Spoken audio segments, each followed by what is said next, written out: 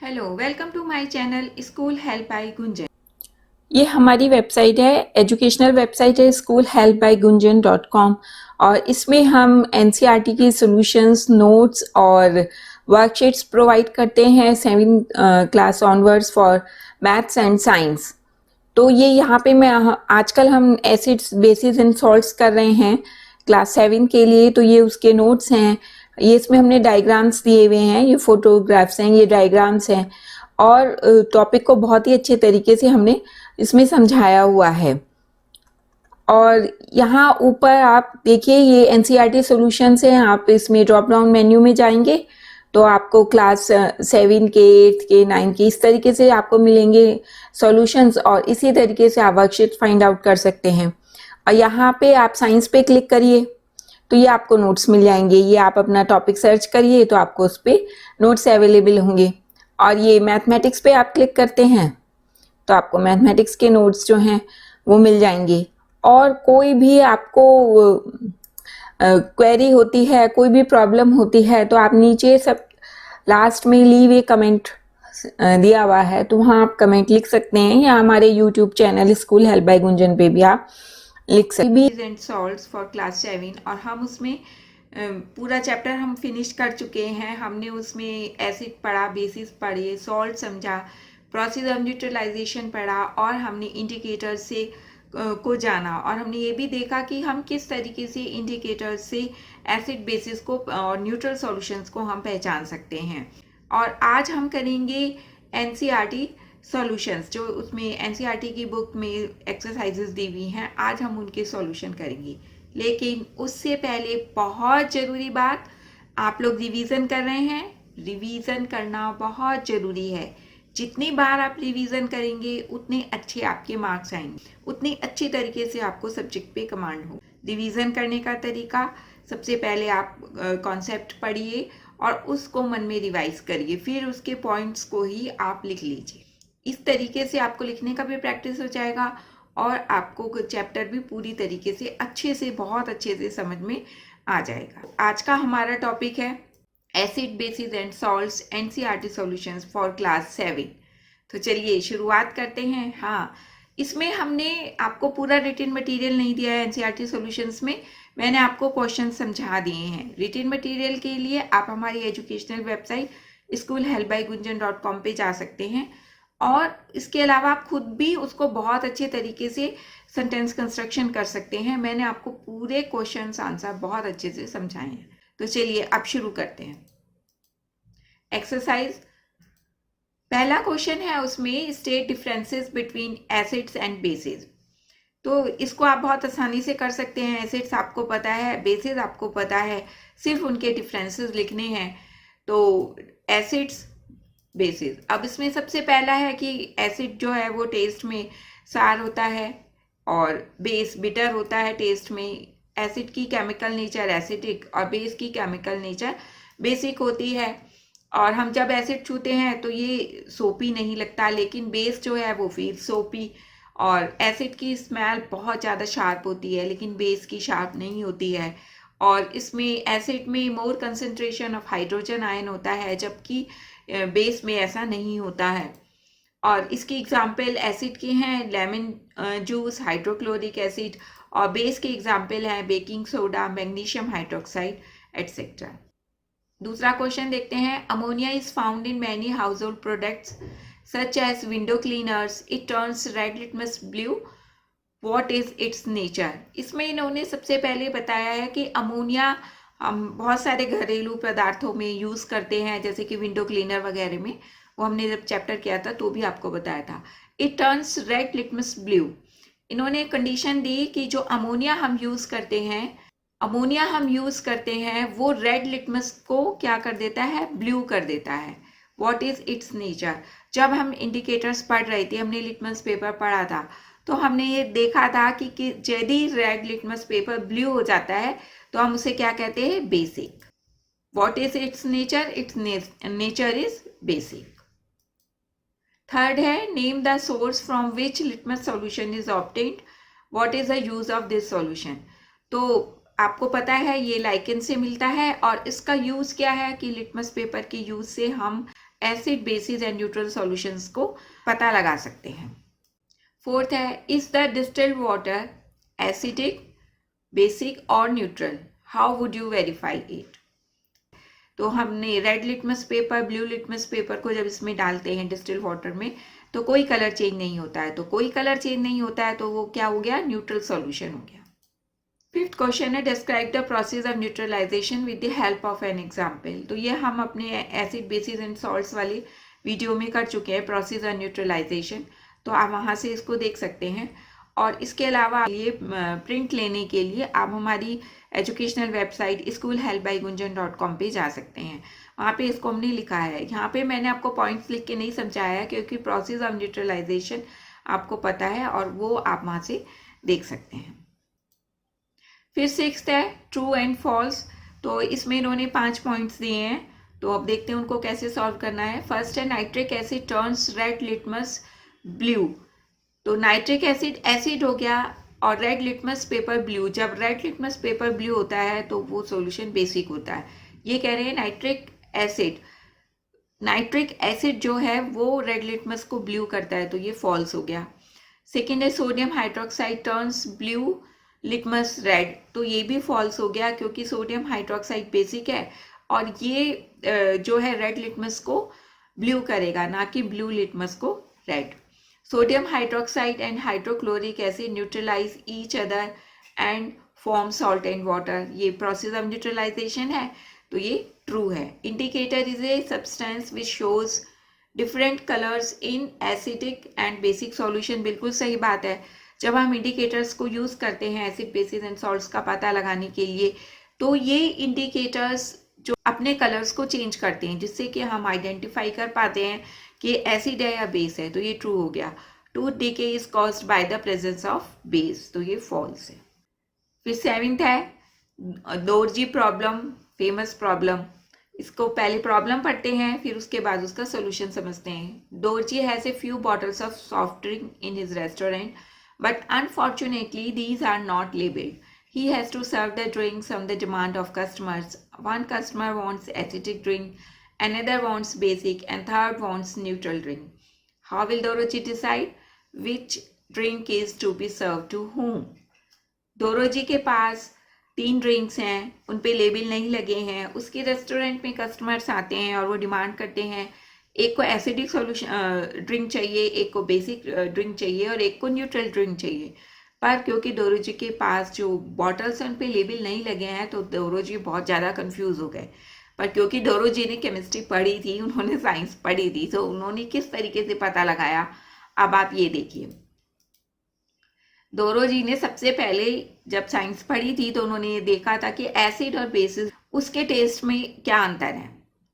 उनको ये बात पता थी तो उन्होंने सबसे पहले उसको टेस्ट किया तो सर जो ड्रिंक सार था उसको उन्होंने सोचा ये एसिडिक है, और जिस ड्रिंक का टेस्ट बिटर था वो ड्रिंक बेसिक हो गया, और जिसमें कोई टेस्ट ही नहीं था वो न्यूट्रल। जैसे कि हम पानी पीते हैं तो वो न्यूट्रल सॉल्यूशन है।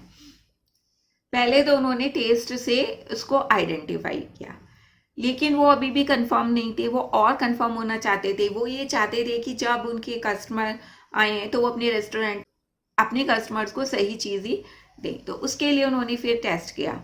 उनके पास लिटमस पेपर था, उन्होंने लिटमस पेपर को एज एन इंडिकेटर यूज़ किया और ड्रिंक्स का पता लगाया। लिटमस टेस्ट किया, उन्होंने रेड लिटमस पेपर लिया। रेड लिटमस पेपर जिस ड्रिंक में ब्लू हो गया तो वो ड्रिंक बेसिक हो गया। अब उनको कंफर्म हो गया कि वो ही ड्रिंक बेसिक है जिसका टेस्ट भी बिटर है, तो वो उनको पता चल गया। दोरजी को ये पता चल गया। अब दोरजी के पास तो अभी और भी ड्रिंक थे और उनके पास लिटमस पेपर है, तो उन्होंने उसका यूज़ किया। रेड यूज़ कर चुके थे तो उन्होंने सोचा अब मैं ब्लू लिटमस पेपर यूज़ करता हूँ।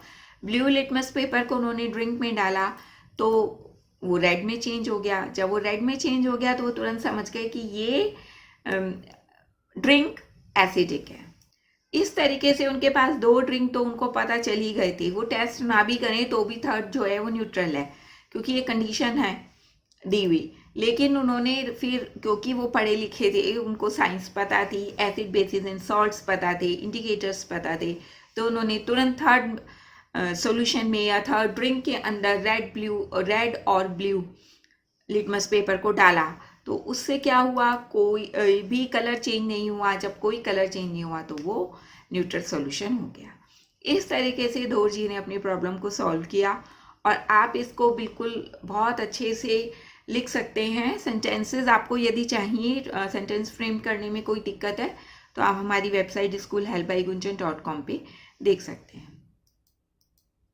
8th क्वेश्चन है, explain why an antacid tablet is taken when you suffer from acidity. क्योंकि एंटासिड बेसिस होता है और हमारे शरीर के अंदर स्टमक में HCl होता है, तो इस वजह से हम एंटासिड टैबलेट लेते हैं ताकि वो न्यूट्रलाइज हो सके और हमें आराम मिले। मैंने इसका यहाँ पे कुछ भी लिखा नहीं है क्योंकि ये सब आपने पढ़ा हुआ है और आपको रिटन मटेरियल आप हमारी वेबसाइट से ले सकते हैं। Calamine solution is applied on the skin when an ant bites। Process of neutralisation होता है और हमें आराम महसूस देता है इचिंग से। फिर है सी है, factory waste is neutralised before disposing it into the water bodies. वो भी न्यूट्रलाइजेशन के लिए, क्योंकि यदि एसिडिक मटेरियल ऐसे ही चला जाएगा वाटर बॉडीज में तो वो जो भी वाटर ऑर्गेनिज्म है उनके लिए बहुत हार्मफुल होगा। 9th क्वेश्चन है, 3 liquids are given to you. One is hydrochloric acid, another is sodium hydroxide, and third is a sugar solution. How will you identify them? You have only turmeric indicator.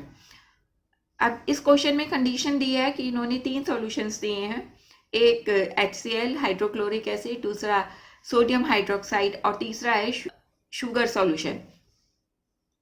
Indicator हमें दिया है turmeric. अब हमें ये identify करना है कि कौन सा सॉल्यूशन कौन सा है। ठीक है, तो अब हम इसको करते हैं। हमारे पास गिवन इंडिकेटर इज टर्मेरिक, तो हम टर्मेरिक के ही टेस्ट करेंगे। टर्मेरिक लिया हमने, जब हम टर्मेरिक को किसी भी सॉल्यूशन में डालेंगे और टर्मेरिक रेड कलर में हो जाएगा तो वो सॉल्यूशन बेसिक है। वो बेसिक सॉल्यूशन है, इसका मतलब क्या है कि वो सोडियम हाइड्रोक्साइड सॉल्यूशन है। अब हमारे पास जो टर्मेरिक है उसको हमारे पास जो सॉल्यूशंस रह गए हैं, हमने पहले सॉल्यूशन में टर्मेरिक डाला तो रेड कलर में हो गया, वो बेसिक है। लेकिन उसके अलावा भी हमारे पास 2 सॉल्यूशंस और हैं, हम उसमें सेपरेटली मतलब अलग अलग टर्मेरिक सॉल्यूशन को मिलाते हैं। नो चेंज डायरेक्टली, कोई चेंज कलर में एकदम से नहीं होता है, तो क्या है, या तो वो न्यूट्रल सॉल्यूशन है या तो वो एसिडिक सॉल्यूशन है। अब हमें ये तो पता है कि या तो ये न्यूट्रल है या एसिडिक है, लेकिन हमें ये नहीं पता है कि कौन सा सॉल्यूशन एसिडिक है और कौन सा सॉल्यूशन न्यूट्रल सॉल्यूशन है। तो इसके लिए हम क्या करेंगे, इसके लिए हमने वैसे ये वीडियो हम कर चुके हैं, यहाँ पे मैं आपको जल्दी जल्दी समझा रही हूँ और उस वीडियो का लिंक आपको मैं दे दूंगी डिस्क्रिप्शन बॉक्स में।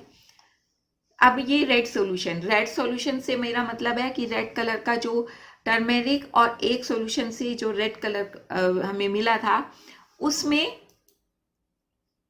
ये वाला ऊपर बेसिक के सॉल्यूशन की पहचान के लिए जो हमने प्रिपेयर किया सॉल्यूशन, उसमें यदि हम टर्मेरिक सॉल्यूशन डालते हैं और हमें येलो कलर मिलता है तो वो एसिडिक सॉल्यूशन है, यानी कि वो हाइड्रोक्लोरिक एसिड है और ये है प्रोसेस ऑफ न्यूट्रलाइजेशन की वजह से।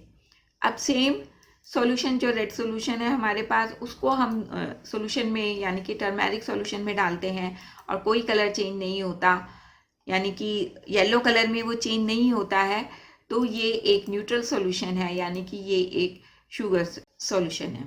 इस तरीके से हमने तीनों सॉल्यूशंस को अलग अलग आइडेंटिफाई किया। 10th है, blue litmus paper is dipped in A solution, it remains blue, what is the nature of the solution, explain. Blue litmus paper है, उसको हमने एक सॉल्यूशन में डालते हैं और वो ब्लू ही रहता है। अब उस सॉल्यूशन की नेचर क्या है, बहुत आसान है पता लगाना। ब्लू लिटमस पेपर यदि ब्लू ही रहता है तो या तो वो बेसिक सॉल्यूशन है या वो न्यूट्रल सॉल्यूशन है, क्योंकि बेसिक के लिए रेड लिटमस पेपर ब्लू होना चाहिए, यानी कि लिटमस पेपर का कलर ब्लू होना चाहिए। तो इस हिसाब से या तो वो बेसिक सॉल्यूशन है या वो न्यूट्रल सॉल्यूशन है। 11th क्वेश्चन है कंसिडर द फॉलोइंग स्टेटमेंट्स। इसमें हमें कुछ स्टेटमेंट्स दिए गए हैं और फिर ये पूछा है, फिर हमें कंडीशंस दी हैं इन स्टेटमेंट से रिलेटेड और ये पूछा गया है कि कौन सा स्टेटमेंट सही है। पहला है both acids and bases change colour of all indicators. दूसरा है if an indicator gives A colour changes with N acid it does not give a change with A base. If an indicator changes color with a base, it does not change color with an acid. Change of color in an acid and a base depends on the type of the indicator. पहला इन्होंने बोला both acid and bases change color of all indicators. ये सही नहीं है क्योंकि जैसे हमने टर्मेरिक में देखा कि वो के साथ बेस के साथ रेड कलर चेंज हो जाता है टर्मेरिक का, लेकिन जब हम एसिड का टेस्ट करते हैं तो हमें उस बेसिक सॉल्यूशन की ज़रूरत पड़ती है, तब वो येलो कलर में हो जाते हैं। If an indicator gives A colour change with N acid it does not give a change with A base. If an indicator gives A colour change, ये भी गलत है क्योंकि ये कह रहे हैं कि यदि कोई एसिड के साथ इंडिकेटर कलर चेंज करता है तो वो बेस के साथ नहीं करेगा। ऐसा नहीं है। जब हमने लिटमस पेपर का टेस्ट किया तो हमने देखा कि ऐसा बिल्कुल नहीं है।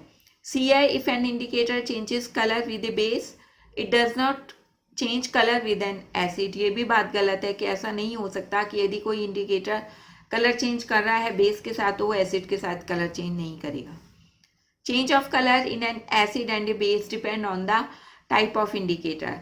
ये बिल्कुल सही है क्योंकि इंडिकेटर्स को यूज़ करने से ही पता चलता है कि एसिड और बेसिस को हम आइडेंटिफाई करते हैं। एसिड और बेसिस की कलर का चेंज होना इंडिकेटर के ऊपर डिपेंड करता है। तो क्योंकि सिर्फ और इसमें हमारे जो कंडीशन है ऑल फोर तो सही नहीं है, ए एंड बी वो भी सही नहीं है, बी एंड सी भी सही नहीं है, तो सिर्फ only D statement is correct, यानी कि फोर्थ स्टेटमेंट इज करेक्ट। इस तरीके से हमने एसिड बेसिस एंड सॉल्ट्स की एनसीईआरटी सॉल्यूशंस के उसकी एनसीईआरटी बुक की जो एक्सरसाइज है उसको सॉल्व किया। आपको कोई भी दिक्कत आती है समझने में तो आप मुझे कमेंट बॉक्स में लिख सकते हैं, और आपको कुछ भी और वीडियो देखना है, एजुकेशनल वीडियो देखना है तो भी आप मुझे कमेंट बॉक्स में लिख सकते हैं। मैं आपको पहले ही बता चुकी हूँ कि आपको यदि स्टेटमेंट फ्रेम करने में कोई भी दिक्कत आ रही है तो आप हमारी एजुकेशनल वेबसाइट schoolhelpbygunjan.com पे जा सकते हैं। वहाँ पे एनसीईआरटी सॉल्यूशंस का रिटन मटेरियल आपको मिलेगा, आप उसका प्रिंट ले सकते हैं, स्क्रीनशॉट भी ले सकते हैं। और आपको कोई भी प्रॉब्लम है तो आप मुझे लिख सकते हैं। Please like, share and subscribe my channel. Thank you.